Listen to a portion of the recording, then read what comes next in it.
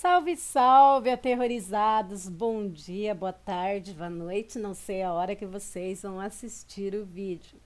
Como eu já avisei nos vídeos anteriores, essa semana é de releitura dos primeiros relatos do canal. Vamos lá? Sonhos destruídos por causa de um lobisomem. Saudações a todos do canal. Essa é a minha história sobrenatural. Me chamo Thaisa. Era meados do mês de julho de 1980. Me lembro que estava muito frio aquela noite. Eu estava com 8 anos na época, mas mesmo assim nunca esqueci o ocorrido. Mas para melhor entendimento, começarei relatando os acontecimentos que ocorreram durante todo o dia antes de chegar até aquela noite fatídica. Aquele dia amanheceu como qualquer outro no pequeno sítio onde morávamos, lá no sul do país. Estava muito frio mesmo. Me levantei, passei no quarto da minha mãe, que tinha acabado de ganhar neném. Então, ela ainda estava deitada junto com a minha irmãzinha recém-nascida. Dei um beijinho nelas. Minha mãe até disse para eu voltar para a cama ou ficar deitada com ela lá na cama dela. Mas eu era muito espoleta. Bastava ouvir o barulho das vacas no curral, onde meu pai tirava o leite, que eu já pulava da cama para ir lá ficar com ele. E nesse dia não foi diferente. Dei um beijo na minha mãe, na minha irmãzinha e saí correndo em direção à porta da cozinha para ir lá no curral ficar com o meu pai. Me lembro de ter visto a minha avó em pé ao lado do fogão a lenha. Gritei: "Benção, vó!" Ela sorrindo disse: "Deus te abençoe, Pimentinha." Era assim que todos me chamavam, pois eu era muito miudinha, de cabelos vermelhos e toda sardenta, e muito serelepe. Corri até o curral. Eu ficava no piquete, junto com os bezerros. Subia no cercadinho e ficava vendo meu pai tirar leite. Essa era a parte do dia que eu mais gostava. Mais ainda quando meu pai colocava café em uma caneca que sempre ficava lá e tirava o leite na hora para eu tomar. Até hoje me lembro do cheiro e do sabor que tinha aquele leite.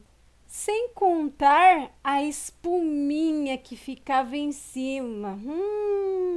Saudades. Eu estava lá com o meu pai tomando meu leite quando chegou um peão a galope. Ele desceu muito rápido do cavalo e disse que precisava falar urgente com o meu pai. Meu pai então saiu do curral e foi lá para o fundo do mangueirão conversar com aquele peão. E eu fiquei lá no piquete brincando com os bezerros. Depois de alguns minutos, meu pai voltou para terminar de ordenhar 2 vacas que faltavam. Mas notei que ele estava diferente, mais quieto. Pude notar que na hora de passar o leite na peneira fina, as mãos dele tremiam muito. Eu nunca tinha visto as mãos do meu pai tremerem. Eu sempre ia com ele levar o leite na porteira para entregar para o caminhão do laticínio. Mas aquele dia ele não deixou eu ir. Disse que eu precisava ficar com a minha mãe e com a minha avó. Até a minha avó estranhou a atitude do meu pai, mas ele apenas disse para que ela trancasse a casa e não abrisse enquanto ele não voltasse, e que ela também não atendesse ninguém se por acaso alguém ali aparecesse. Eu fiquei muito brava por meu pai não me levar e me tranquei no meu quarto. E lá fiquei. Minha mãe e a minha avó me deixaram. Naquela época não se dava muita atenção para a birra de criança como fazem hoje. Então fiquei lá. Como ninguém me deu atenção, destranquei a tramela da porta e me deitei na minha cama. E finalmente ouvi a caminhonete do meu pai chegando em casa. Ele entrou e logo ele foi até o meu quarto. E eu, brava com ele, fingi que eu estava dormindo. Então ele saiu e foi para o quarto dele. O quarto dele e da mamãe, né? Logo ouvi que a vovó também entrou no quarto e eles fecharam a porta. Eu achei muito estranho eles se fecharem no quarto. Então me levantei e fui andando bem devagar para não fazer barulho e encostei o ouvido na parede para ouvir o que eles estavam falando. Meu pai disse a elas que era melhor que eu estivesse dormindo mesmo. Assim eu não ouviria a conversa dos adultos. Ele então disse que estava muito assustado com o que tinha visto. Disse que o sítio vizinho tinha sido atacado por alguma besta selvagem. O bicho tinha eliminado todas as galinhas do galinheiro do homem, destroçando bezerros e pior. Atacou a tapera de um dos empregados do homem quando a esposa do pobre estava recolhendo roupas no varal. A mulher estava grávida e o bicho rasgou-lhe a barriga e arrancou o feto de lá. Por sorte, o marido dela atirou no bicho e a criatura correu para o mato. O dono do sítio levou a mulher para o hospital na cidade vizinha. E aí, enquanto ele a levava, o marido dela veio avisar que o bicho que atacou os bichos e a esposa dele era com certeza o famigerado lobisomem. Aí ele me pediu para passar lá e ver o estado em que o sítio ficou. Por isso não levei a Thaísa comigo quando fui levar o leite hoje e pedi para trancarem tudo, pois pensei que pudesse ser coisa de bicho do mato. Mas o que eu vi lá, meu Deus, aquilo não foi feito por nenhum bicho desse mundo. É coisa do cramunhão mesmo. Eu ouvi meu pai falando aquelas coisas para minha mãe e para minha avó. Fiquei muito assustada e corri para o meu quarto e fiquei lá, morrendo de medo de tudo que ouvi. O dia passou rápido e a tardinha não demorou a chegar. Nós estávamos jantando, quer dizer, todos estavam tentando comer. Eu não consegui engolir. Eu estava muito assustada com tudo o que eu tinha ouvido de maneira clandestina, né? Ouvido meus pais falarem. Foi quando, do nada, os cachorros começaram a latir e latir e latir. Meu pai saiu para ver o que era e logo ele voltou junto com um senhorzinho que disse que estava de passagem e estava com fome e também precisava de um lugar para passar a noite. Meu pai deu comida para aquele senhorzinho e deixou mesmo dormir lá em casa. Não demorou muito, a noite chegou. Estava muito fria aquela noite. Então meu pai pediu para que eu fosse dormir no quarto com a minha mãe e ele e aquele senhorzinho dormiriam no meu quarto. Eu sabia que o meu pai estava era com medo do tal lobisomem. Minha mãe estava visivelmente preocupada e a minha avó fazendo de tudo para ver se eu dormia. Mas eu não conseguia dormir de jeito nenhum. Estava muito assustada com aquilo que eu tinha ouvido antes. Não sei ao certo que horas eram, pois, como eu disse, eu tinha apenas 8 anos naquela época. Só me lembro que os cachorros começaram a latir, mas não estavam latindo como eles latiam normalmente, mas latiam enlouquecidamente e começaram a atacar alguma coisa grande, pois dava para ouvir as pisadas pesadas do lado de fora da casa. Logo ouvimos gritos e choro dos cachorros, acompanhados de um grunhido muito forte. Depois, a criatura começou a bater muito forte na janela do quarto onde a gente estava. Minha avó instintivamente correu para tentar segurar a janela. Logo, meu pai também entrou no quarto e começou a ajudar a minha avó a segurar. De repente, o bicho parou de bater na janela e começou a correr em volta da casa, rosnando e grunhindo.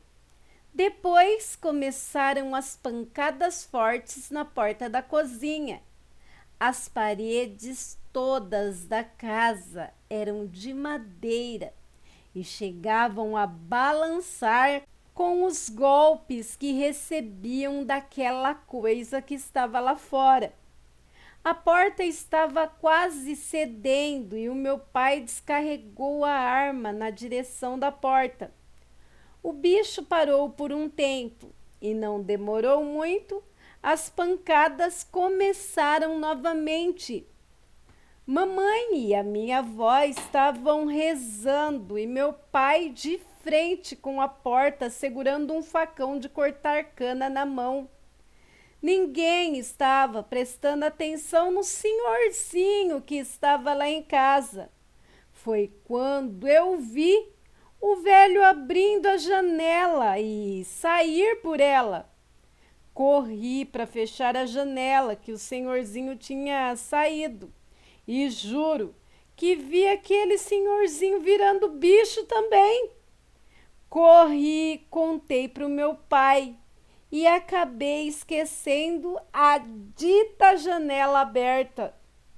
Meu pai correu fechar a janela. Logo o bicho que estava batendo na porta parou de bater e deu para ouvir um barulhão, sabe? Como se estivesse se embolando com outro bicho grande no quintal. Meu pai correu olhar pelas frestas da madeira. Enquanto isso, a minha mãe e a minha avó só rezavam e rezavam e rezavam. Meu pai estava tão entretido olhando pelas frestas da madeira que nem percebeu que eu também estava olhando. E eu vou descrever agora o que eu vi. Vi 2 bichos muito grandes, bem maior que o papai. Os bichos eram pretos e peludos e rosnavam um para o outro e se embolavam no chão. Não vi detalhes das criaturas, mas pelo que me lembro em minhas lembranças de criança, é como se fossem 2 cachorros, daqueles pastor alemão, com corpo de homem, pois ficavam em pé como homens e brigavam igual homens. Eles saltavam, rosnavam e grunhiam. Era horrível. Chegavam a arrancar pedaços um do outro durante aquela briga. Um tinha olhos vermelhos, isso eu nunca vou esquecer, e o outro tinha olhos amarelos. Ambos os olhos dos 2 monstros brilhavam muito. Depois de muita briga, o de olhos vermelhos saiu correndo nas 4 patas, todo cheio de sangue e cambaleando. O outro, de olhos amarelos, ficou em pé, deu um urro e depois caiu no chão. Assim que ele caiu, deu para ver que aquele bicho começou a convulsionar e os pelos do corpo dele começaram a sumir. O bicho estava virando gente. Meu pai nem notou que eu estava ali, ao lado dele, vendo tudo aquilo. E ele se levantou e, com um facão na mão, foi até perto do bicho, que já não era mais o bicho. Aí eu vi meu pai, naquele frio que estava fazendo, arrancar a blusa e tentar estancar o sangue daquele ser que estava ali, morrendo de hemorragia, pois aquele era o senhorzinho que estava lá em casa. Aquele senhorzinho, na agonia da morte, disse para o meu pai entrar, que não havia mais nada que podia ser feito por ele. Mas assim que amanhecesse, meu pai pegasse a família e fosse para bem longe dali, pois o outro bicho ainda estava vivo e poderia voltar, e talvez não fosse o único por ali. Depois de falar isso, o senhorzinho faleceu. Meu pai entrou correndo para dentro pegar um lençol para cobrir a nudez do homem e disse para eu ir com a minha mãe. Mas quando meu pai foi cobrir o corpo do senhorzinho, o mesmo havia desaparecido sem deixar rastro. Assim que o dia amanheceu, meu pai enterrou os nossos cachorros. Eles não me deixaram ver, mas eu sei que os pobres ficaram em pedaços.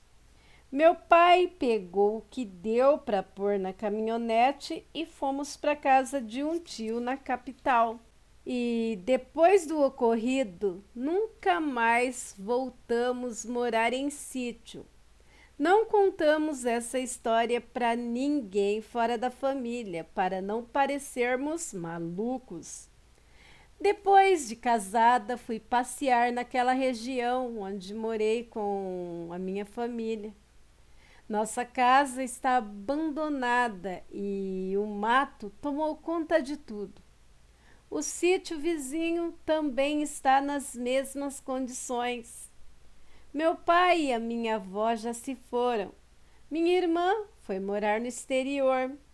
Minha mãe mora comigo, já está com a idade bem avançada. Às vezes ainda me pego em lágrimas, lembrando da vida que eu tinha lá, da caneca de leite tirado na hora por meu pai e o melhor momento do dia. Aquele era o melhor momento do dia na minha infância, que nunca mais foi a mesma depois daquele ataque de lobisomem.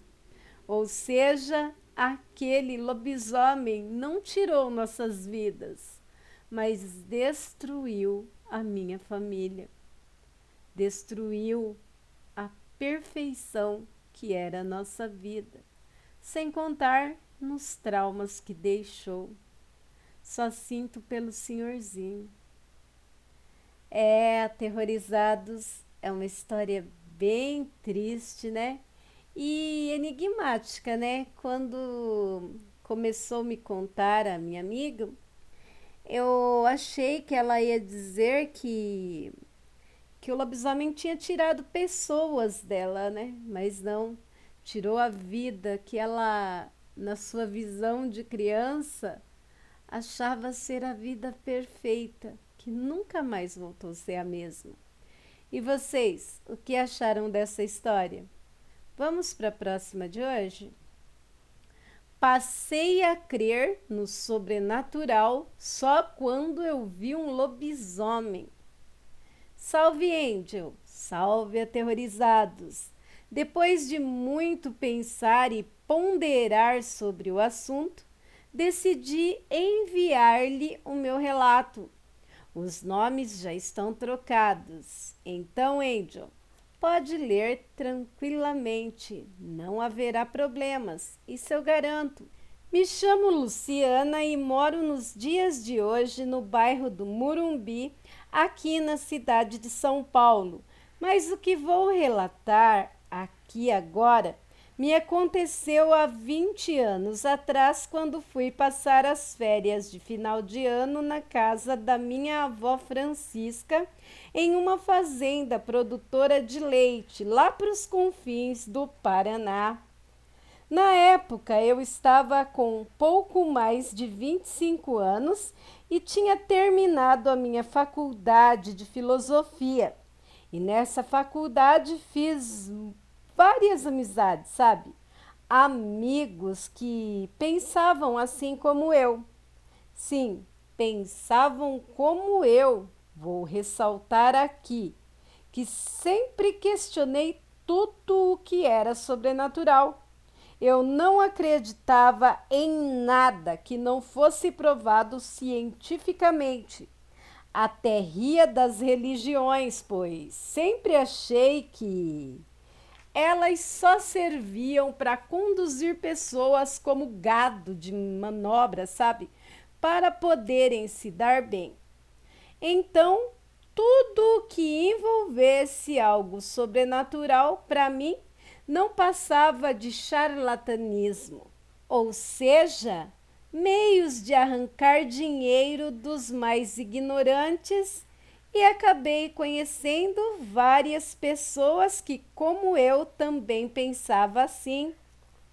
Era exatamente assim que eu pensava na época. Estou deixando aqui frisado. Mas sempre tem um mais, né? Mas eu mal sabia que o meu modo de pensar mudaria drasticamente da água para o vinho. Mas enfim, vamos aos fatos. Cheguei na fazenda onde a minha avó morava em uma segunda-feira. Cheguei morrendo de saudades da avó Francisca, dos meus tios, primos e etc.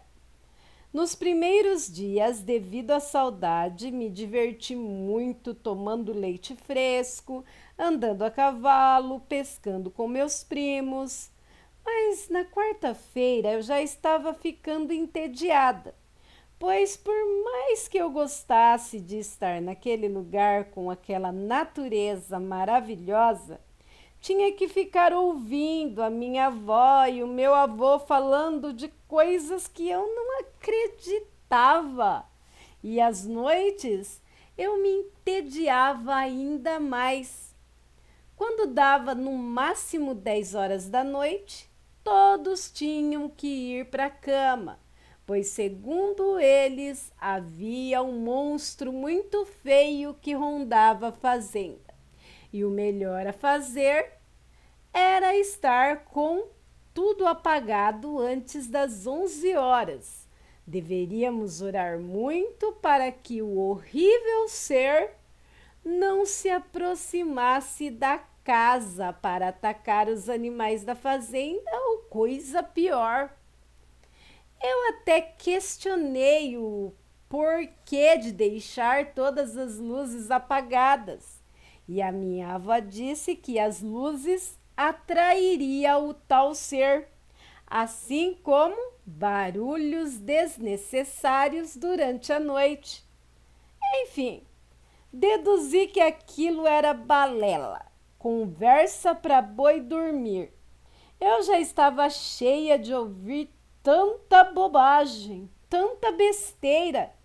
Nós já estávamos para entrar no ano 2001 e aquele povo atrasado daquele jeito, afe.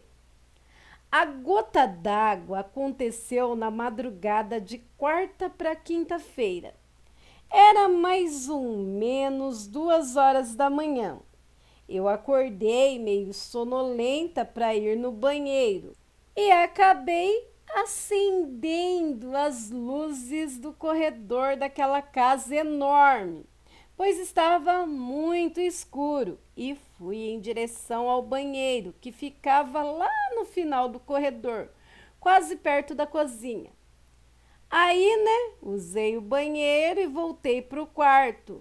Mas como eu estava com muito sono, voltei a dormir muito rápido.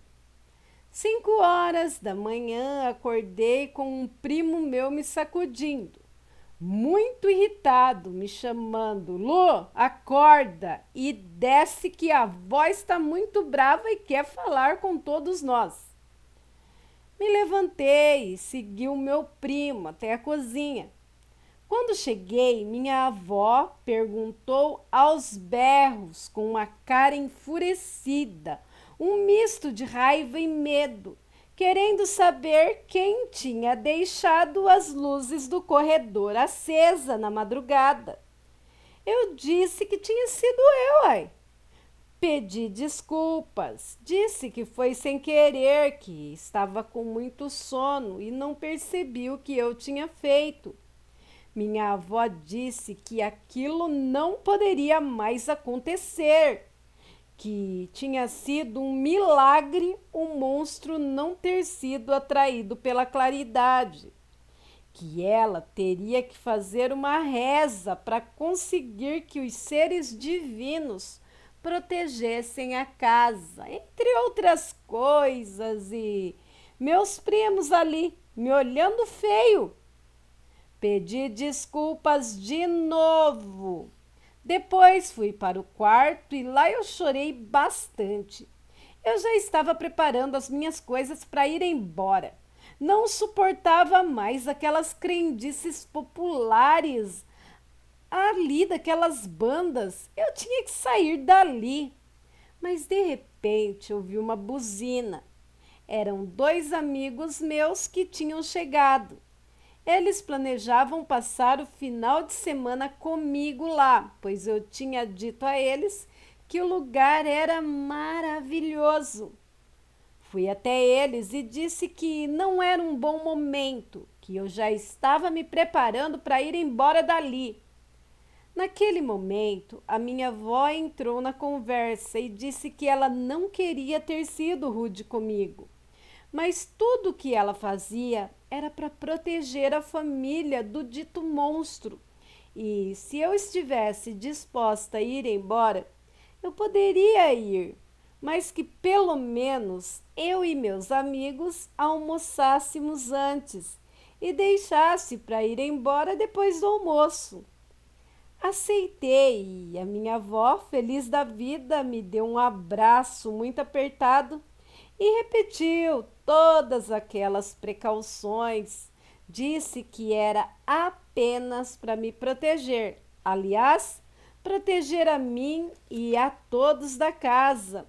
Ela só queria que eu entendesse que existiam coisas no mundo que eu, por ter crescido na cidade grande, eu não compreendia.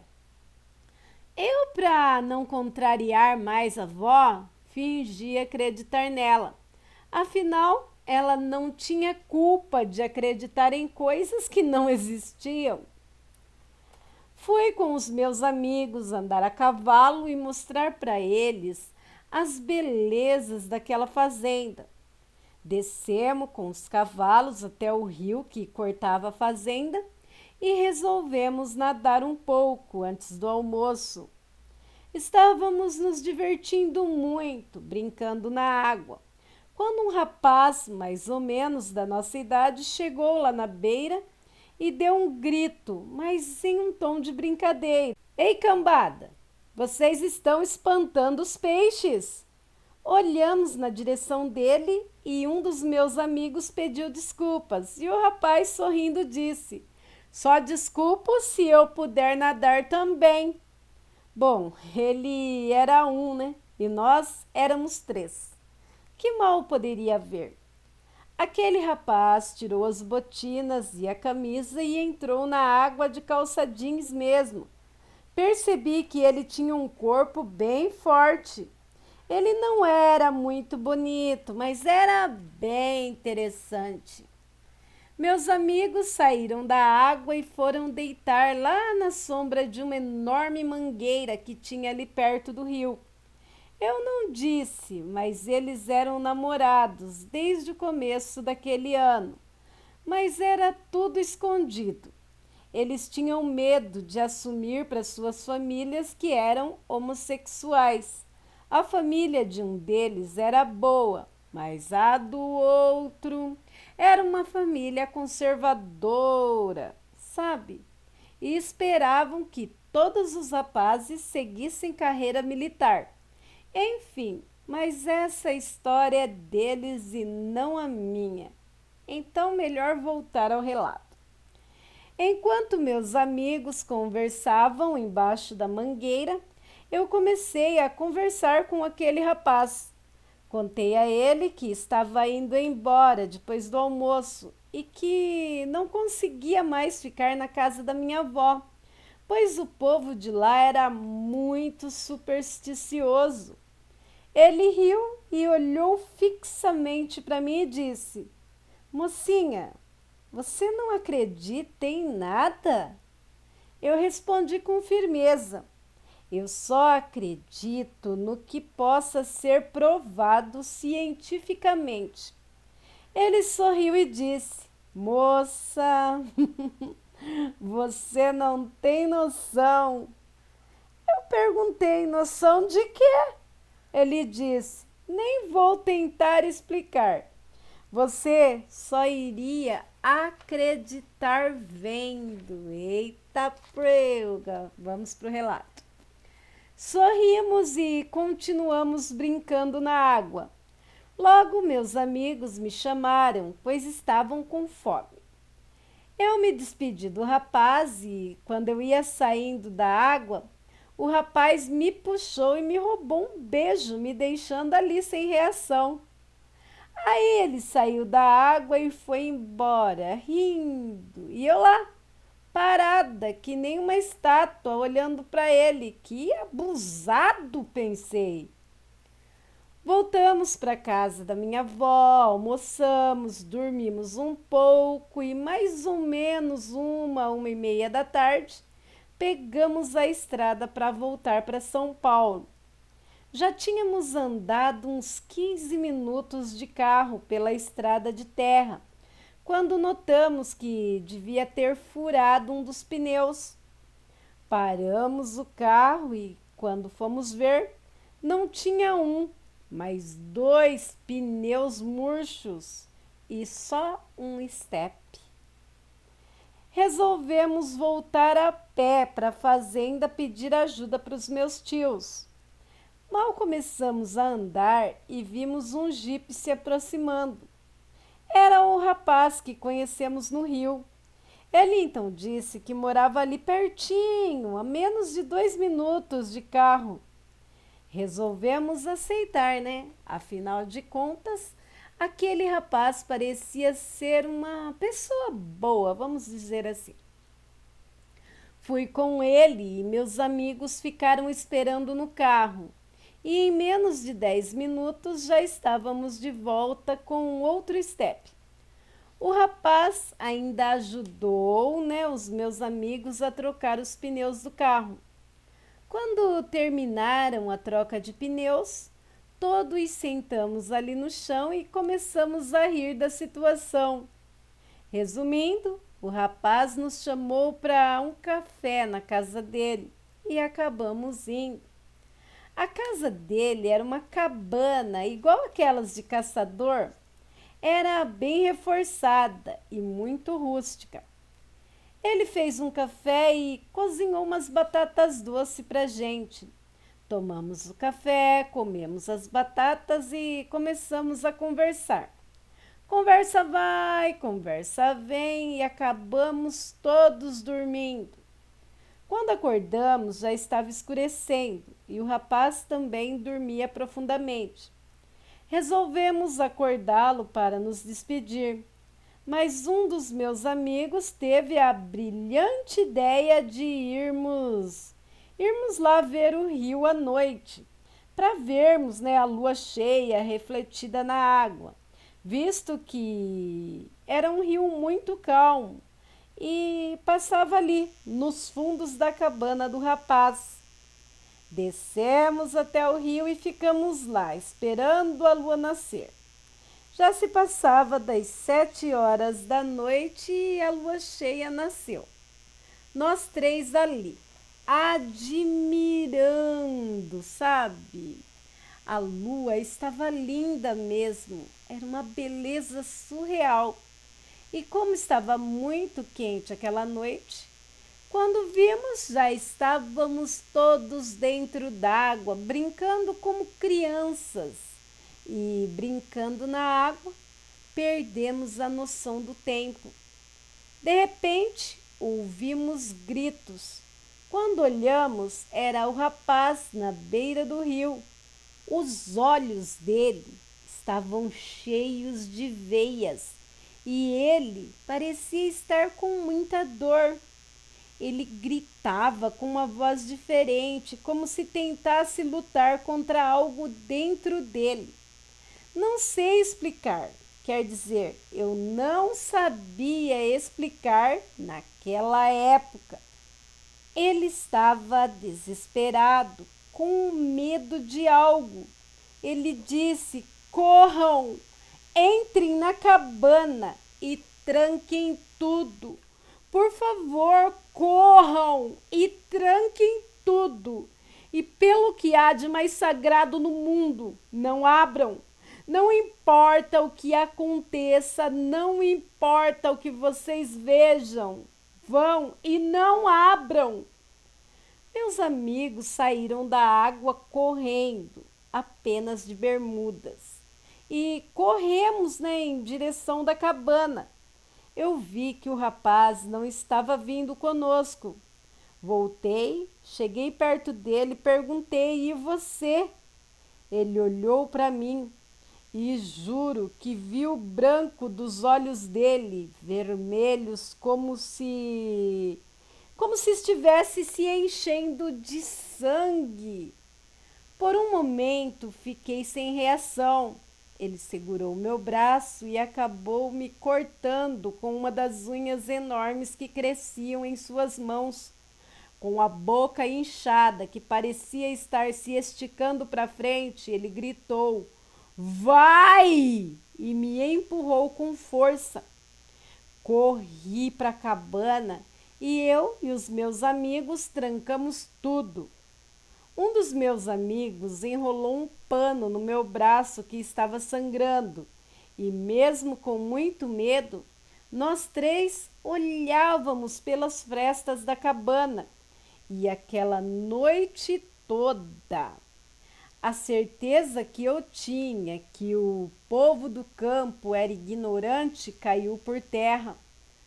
O lado de fora da cabana estava bem claro por causa da lua cheia e dava para ver perfeitamente o que acontecia lá fora. Aquele rapaz que, naquele momento, estava a poucos metros da cabana, começou a vomitar uns negócios esquisitos e um fedor de cachorro molhado, meio que misturado com enxofre, tomou conta do ar. Ele começou a rolar no chão, a gritar de dor e a grunhir. Logo, o corpo dele estava totalmente modificado. Peludo, ele tinha virado um monstro negro muito grande e forte. Tinha olhos amarelos como de lobo. Aliás, aquilo parecia um lobo, mas andava em pé como um homem. É um paradoxo, né? Mas ele tinha um tamanho que regulava com o tamanho de um gorila. Os gritos de dor se tornaram uivos, os grunhidos se tornaram rosnados, e aquele rapaz que eu antes tinha achado atraente e interessante tinha se tornado um monstro, uma besta fera que parecia ter saído lá dos confins do inferno, com garras e dentes enormes e com quase 2,5 metros de altura. Aquilo rosnava, babava e tentava entrar na cabana para nos matar de todo quanto jeito. Se batia, se atirava com o corpo todo nas portas e janelas da cabana, pulava em cima do telhado, corria ao redor da casa, passava as unhas por debaixo das portas, ficava cheirando as frestas das madeiras e assim foi a noite toda, até mais ou menos umas 4 horas, 4:30 da madrugada. Depois disso, aquele ser correu na direção do rio e lá da cabana dava para ouvir os rosnados se transformando novamente em gritos de agonia e dor. Meus amigos e eu mesmo, estando ali, morrendo de medo e pavor, sentimos muita pena de ver a agonia dele e corremos até o rio para ajudá-lo. Chegamos lá, ele estava nu, todo sujo e constrangido. Ajudamos ele a se lavar, pois ele estava muito fraco e abatido. Depois, ajudamos até ele voltar para a cabana. Resumindo, acabei dando de cara com um monstro que eu achava que não existia. Melhor dizendo, uma ótima pessoa que, por alguma força inexplicável, se transformava em um monstro bestial. Continuamos amigos dele por um bom tempo, pelo menos durante o dia. Nunca mais desacreditei da fé alheia, pois tive o meu próprio encontro com o sobrenatural. Aterrorizados, realmente acontece mais com quem duvida, né? A pessoa não acredita, a pessoa se irrita com quem acredita e uma hora, quando menos se espera, bam, dá de cara com o sobrenatural. Por isso, não vamos duvidar dos antigos. E aí, gostaram dos relatos de hoje? Eu amei! E se você é novo por aqui, acabou de chegar, se inscreva no canal.